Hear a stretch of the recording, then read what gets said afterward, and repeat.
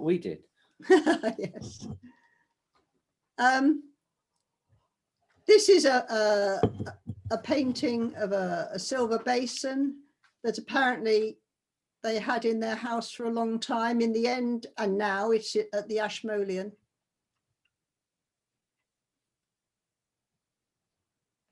A bold and successful dealer in old master drawings. And I just wanted to read you a little bit from Hans's obituary. It says, Hans was a bold and successful dealer in old master drawings. His passion for discovery, his strong sense of beauty, and his flair for placing of the works of art set him at the forefront of his profession. Known on both sides of the Atlantic for his solo and often spectacular deals, Calmann specialized in works of Italian artists. During the great post-war revival of interest in his field, he found many of the drawings which were to accompany the great collection of antiquities. Two of Calmann's more remarkable discoveries were a chalk drawing by Raphael, found in the basement of a Bond Street dealer, and the last surviving version of an ancient bronze head discovered at a Paris auction, masquerading as a Baroque bust. By habit, Calmann was neither soft-spoken nor soft-thinking. He lived by his wit and his wits, English as well as German. He loved jokes. His rivals might be left to feel sore, but he always found time to be generous to young collectors. He imparted his knowledge to them with a matchless gusto, determined to ensure that their talents were used to good effect. He enjoyed success for its own sake as much as for the careers of others as his own. In 1973, Calmann retired to Pilton in Somerset. The glorious woodland garden which he and his wife created overlooking Glastonbury Tor is an apt memorial to a creative spirit and a lover of life and beauty. And this is Goethe and Hans on the Peerage balcony. And I said right at the beginning, when I showed you a picture of the current Peerage, note that balcony, still there, look. And I wonder if that's the same tree. Oh, let's go back. Had its bottom branches taken off, no idea. It is the same tree. It is the same tree. Yeah, it is the same tree. I tried to get the angle, but I think it was just quite hard, but definitely the same tree. I think this is Iris at Peerage. And there's the avenue of trees. Amazing garden. And John writes, I can't resist his letters. I've read some of them twice. Show the book. Show them the book. Oh. Well, looks like that. He says, now here at Peerage, I miss you. He's writing to his great friend, Robert Cumming. You would like the great masses of flowers that my parents have planted, the overflowing quantities of fruit and vegetables, raspberries, strawberries, wild and cultivated, beans, artichokes, peas, and everywhere roses. My parents have put in 1,000 at least since they came here. They clamber in trees, up walls, stand in rows, mount banks, descend old tree trunks, and hang in festoons. We play croquet furiously, the victor invariably crowing while the vanquished displays his wrath in bouts of bad temper. It is a cruel game in which the sad truth about life's little hopes is enacted by wooden balls in front of iron hoops. Bang, bang, and the enemy, for reasons that are not rationally explicable, puts an end to the carefully planned maneuver. The revenge, also carefully planned, but inexpertly executed, never quite gives the satisfaction hoped from it. It is all very instructive and moral and frustrating. Can I interrupt? Yes, do. You will find a photograph of me in that book. I Oh, went with really? John to New York, yes. I don't look like that anymore, unfortunately, but... Oh, I've got the book by me.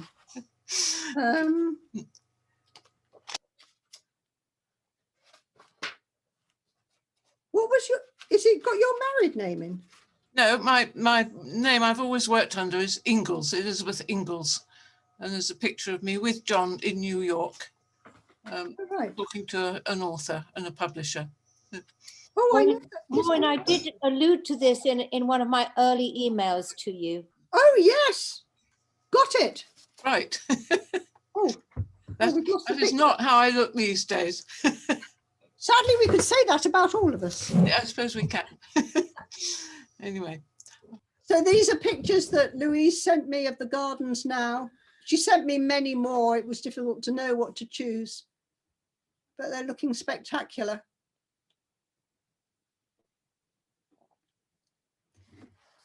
Sorry, just another bit from his book. As you can see from my address, I'm in the country now and have been for a week and a half. Although it's still winter, I am charmed by it all. Let me go back. The house itself, the garden, the view, the trees and the neighbourhood. In the morning, hundreds of birds squeak rather well, even to my ear, which is not in tune with bird song generally. And owls are hooting in the dark at this moment. There are snowdrops everywhere, and even some primroses in the woods.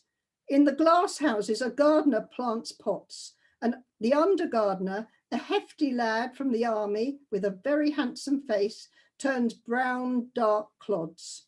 The country round here is really country, not the suburban imitation provided by Long Island, with green valleys and ridges in which I walk, and one encounters neither houses nor people, let alone the endless traffic round East Hampton.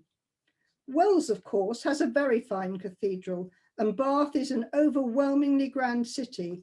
I was very impressed by it and ate very well at the Hole in the Wall when I spent a day there earlier this week.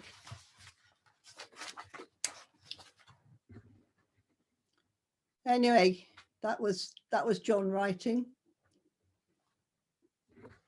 And clearly, gardening was a big thing for them. This was Goethe's main publication. And John writes, on Saturday, we had lunch with the Hobhouses in their pretty house, Hadspin House, which of course is now known as the Newt, overlooking a park with a very grand avenue of trees. Imagine planting such an avenue, about 40 yards wide, each tree carefully spaced so it could grow to its maximum grandeur. The whole rising up a gentle slope for about half a mile, with only the western sky as its climax. And she moved to Wells, apparently, I think Phoebe said about three years or so after Hans had died. And then I looked at the family. This was Marianne. I badly wanted this Week in Wells book. There is one copy and it's in a German sort of archive depository. It's a student workbook, interestingly. She wrote a number of those. This is just a tiny taste of what she wrote. She was a very prolific author.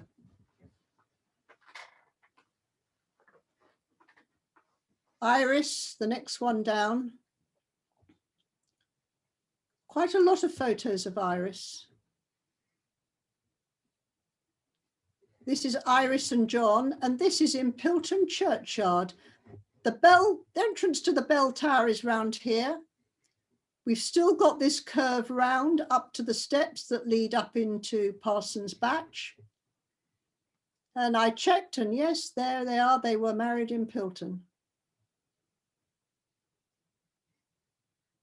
This is Iris in her later days. It says, in my friend Margaret's garden.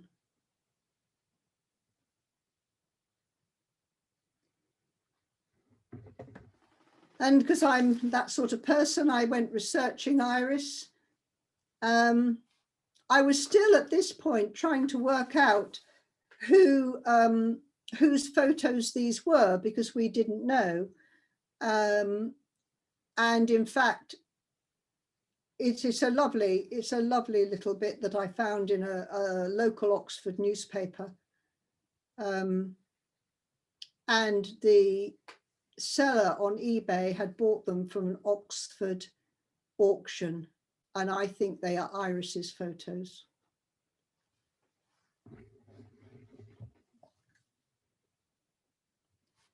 And somebody in the newspaper had made a comment, which I thought was lovely.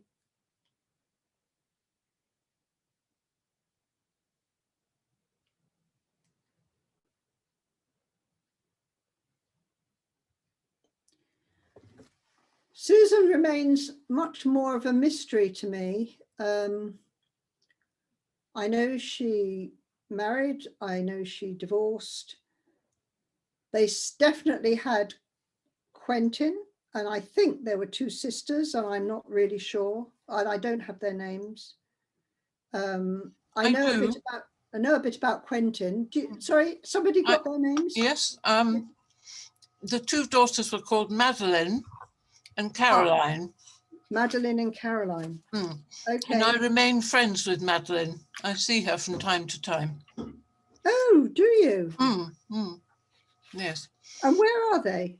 They live in London, and she has 3 children.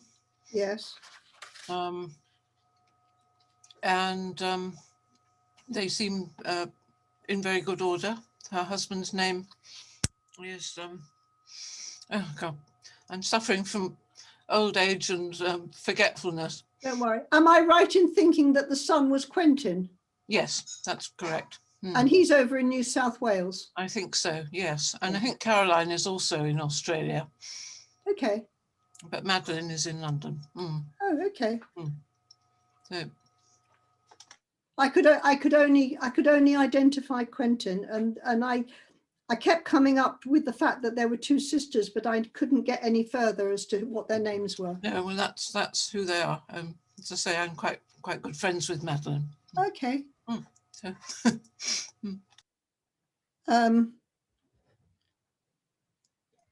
This is John and Goethe and Iris.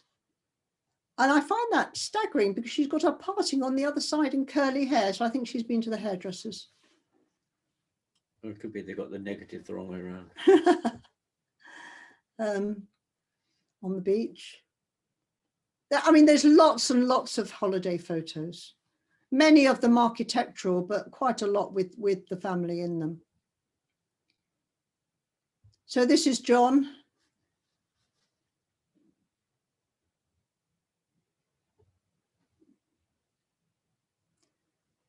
John, the letter writer.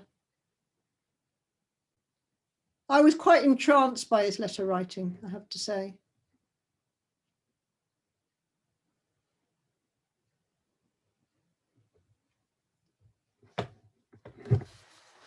Really quite not the author of his sister.